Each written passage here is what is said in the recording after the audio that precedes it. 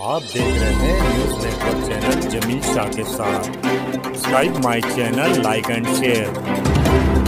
20 दिसंबर 2024 को धुलिया राष्ट्रवादी कांग्रेस पार्टी के युवा पदाधिकारियों ने धुले जिला मराठी पत्रकार संघा में एक पत्रकार परिषद लेकर पत्रकारों के जरिए धुलिया की जनता को बताया कि विधानसभा चुनाव में राष्ट्रवादी कांग्रेस पार्टी के जिन पदाधिकारियों ने विरोधी भूमिका ली थी, उन पदाधिकारियों का राष्ट्रवादी कांग्रेस पार्टी से कोई संबंध नहीं है। राजीनामे दिलेले आहेत, पक्ष सोडून गेलेले आहेत, पक्षाविरुद्ध भूमिका दाखल केलेली आहे आणि तरी देखील आज ते असं सांगतात की आम्हाला पक्षात कार्य करायला लावलेलं आहे, आम्हाला ऍक्टिव्ह राहायला लावलेलं आहे। तर या संदर्भात आम्ही ज्यावेळेस सगळ्यांनी, मी असो, सुमित असो, सत्यजित दादा असो किंवा कुणाला असो, आम्ही सगळ्यांनी ज्यावेळेस वरती विचारणा केली तर आम्हाला अक्षरशः हसू आलं की या संदर्भात असं कोणतंही आश्वासन पक्षाने या सगळ्यांना दिलेलं नाही आहे। जी काही मध्यंतरी एखादी बातमी आली असेल की आम्हाला अजितदादांनी काम करायला लावलं किंवा असं केलं। आमचे प्रदेश अध्यक्ष आहेत तटकरे साहेब, आमचे अध्यक्ष आहेत सुरेशदादा चव्हाण, आम्ही याच्याशी चर्चा केली की जे लोक आपला राष्ट्रवादी काँग्रेस पक्षाचं अजितदादांवर विविध प्रकारे टीका करून सोडून गेलेले आहेत, त्यांनी समाजवादी पार्टीची भूमिका ही येणाऱ्या विधानसभेमध्ये चालू केली होती आणि त्यांना त्यांची लेवलदेखील समजलेली आहे की आपल्याला किती मदत पडले, काय पडले आणि आज कुठेतरी सत्तेच्या लोभापोटी की कुठेतरी आज आमचं सरकार आलं, महायुतीचं सरकार आलं, आज दादांचे सत्तेपोटी हे परत आपल्या मनाप्रमाणे आपल्या मागे जे पद लावत आहात, तर आपल्याला एक सांगू इच्छितो की आम्ही ज्यावेळेस आमच्या प्रदेश अध्यक्षांना चर्चा केली, त्यांनी सांगितलं की ज्यांनी राजीनामे दिले आहेत किंवा ज्यांनी पक्ष विरुद्ध भूमिका दाखल केलेली आहे अशा कोणालाही आम्ही पक्षामध्ये प्रवेश दिलेला नाही।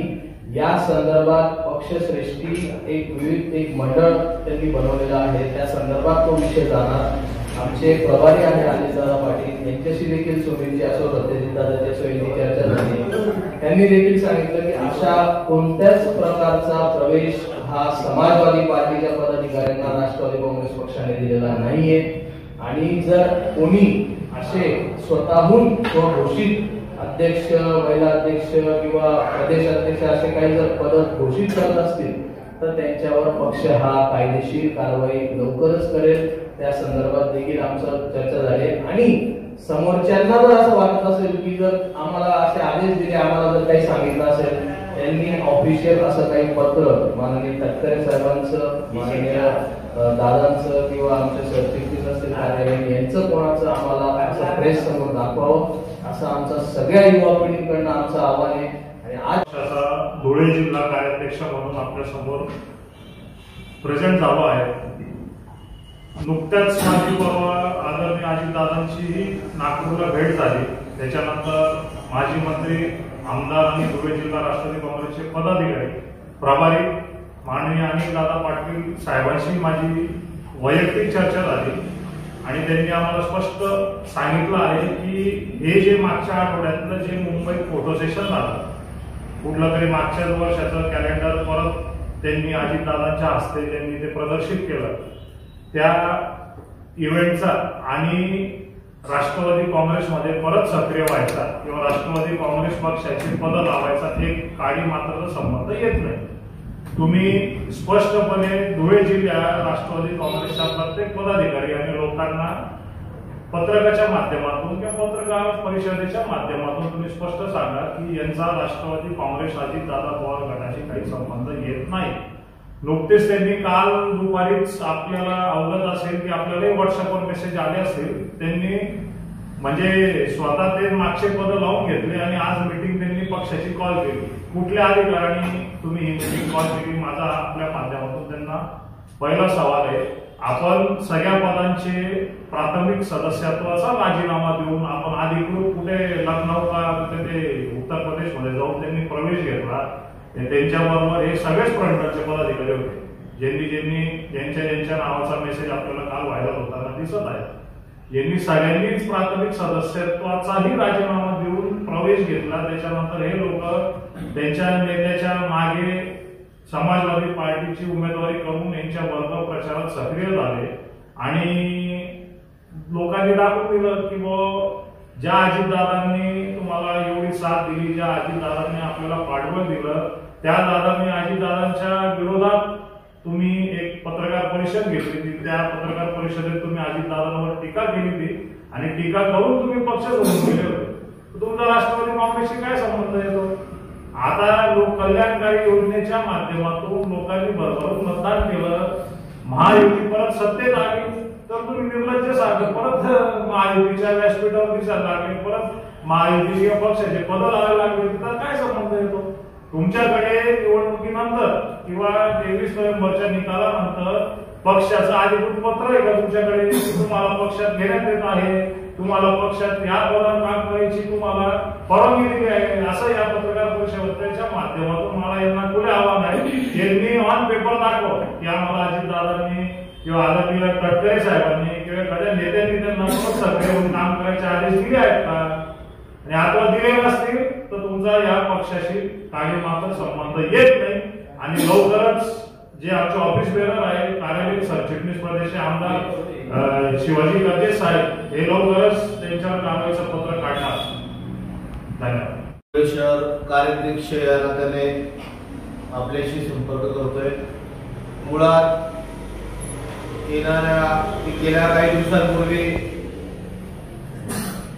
विधानसभेच्या वेळेस राष्ट्रवादी काँग्रेस पार्टी सोडून जे काही पदाधिकारी समाजवादी पक्षात गेले होते ते लोक सत्ता कालांतर झाल्यानंतर महायुतीचं सरकार आल्यानंतर पुन्हा एकदा राष्ट्रवादी काँग्रेस पार्टीमध्ये सक्रिय होऊ पाहत आहेत.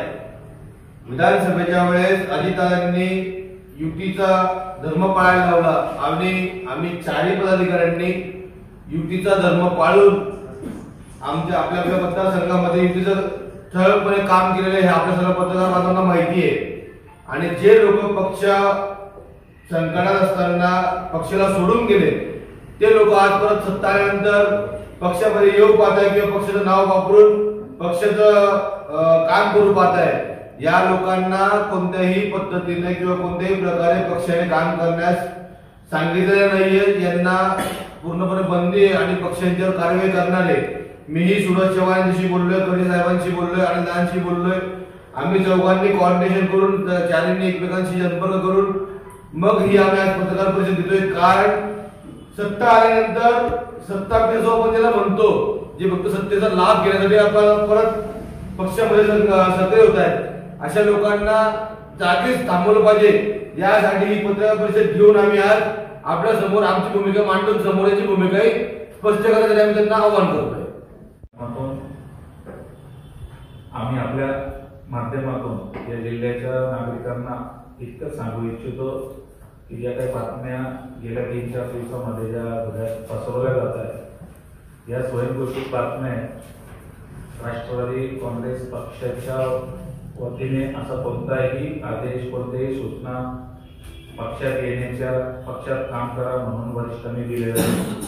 आणि मी आवर्जून एक गोष्ट आपल्या सगळ्यांना सांगू इच्छितो की आम्ही चारही लोक जी काही भूमिका आपल्या समोर मांडतोय ती आमच्या वरिष्ठांच्या सांगितल्यानंतरच मांडतोय आणि त्यांच्या सोबत चर्चा करूनच आम्ही ही भूमिका घेतली आहे की जिल्ह्यामध्ये महायुतीच्या विरोधात ज्या काही लोकांनी आमच्या पक्षात काम केलं आणि जे काही लोक पक्ष सोडला त्यांचा राष्ट्रवादी काँग्रेस पक्षाशी तिळपात्र काही संबंध नाही. की राष्ट्रवादी काँग्रेस पक्षाचं मध्यवर्ती कार्यालय ते झाशीराण्याच्या चौकामध्ये आहे. तुम्हाला सांगून देतो त्या कार्यालयाचे बोर्ड हे सत्ता अलट पालटनुसार बदलत असतात. काही दिवसांनी तिथं सायकल होती, काही दिवसांपूर्वी तिथं घड्याळ होता, आता परत घड्याळाची तयारी लागते. तर राष्ट्रवादी काँग्रेस पक्षाचं मध्यवर्ती कार्यालय हे ऑफिशियल ज्या पक्षाचा दावा आहे तो मिल परिसरातलं जे मोठं ऑफिस आहे त्याच्यावरच आहे आणि त्याच्यावर आमचा अधिकार आहे. त्याचे सगळ्या आजही त्याच्यावर दावा आमचा आहे. आम्ही तिथेच आज प्रेस घेणार होतो परंतु आज ही सुरुवात होती म्हणून आज आपल्याकडे इथून पुढे ज्या काही वाटचाल असतील त्या कार्यालयातून आम्ही आपल्या समोर राष्ट्रवादी भवन जे आहे